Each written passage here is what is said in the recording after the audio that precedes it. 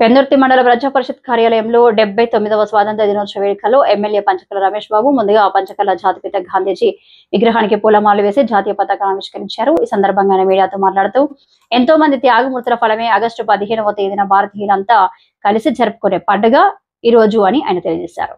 ఈ కార్యక్రమంలో పెద్ద ఎత్తున జనసేన పార్టీ నాయకులు, కార్యకర్తలు, ఎంపీడీఓ కార్యాలయం సిబ్బంది, పిఎం శ్రీ హై స్కూల్ విద్యార్థులు పాల్గొన్నారు.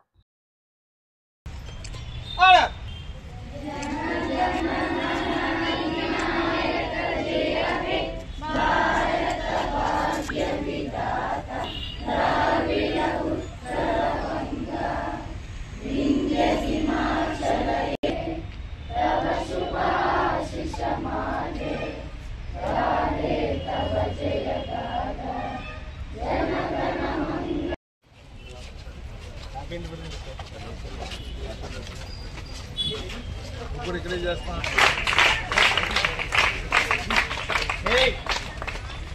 గాంధీ గారి దండయాల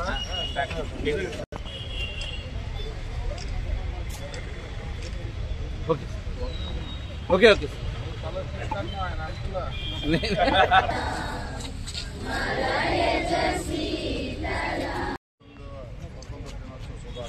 అది ప్రతి సంవత్సరం కూడా 140 మంది కోట్ల ప్రజలు ఎక్కడున్నా కూడా దీన్ని ఎంతో గౌరవంగా శ్రద్ధగా చేసుకునే కార్యక్రమం. మనకు ఊరికినే స్వతంత్రం రాల ఎంతోమంది పెద్దలు అసూలు బాసి ప్రాణాలు అర్పించి త్యాగాలు చేస్తే వచ్చిన స్వతంత్రం. ఇది విలువైన స్వతంత్రం. మనకు బానిస సంఖ్యల నుంచి తప్పించడానికి ఎంతో మహానుభావులు వాళ్ళ ప్రాణాలు అర్పించారు, ఆస్తులు పోగొట్టుకున్నారు, కుటుంబాలను త్యాగాలు చేశారు.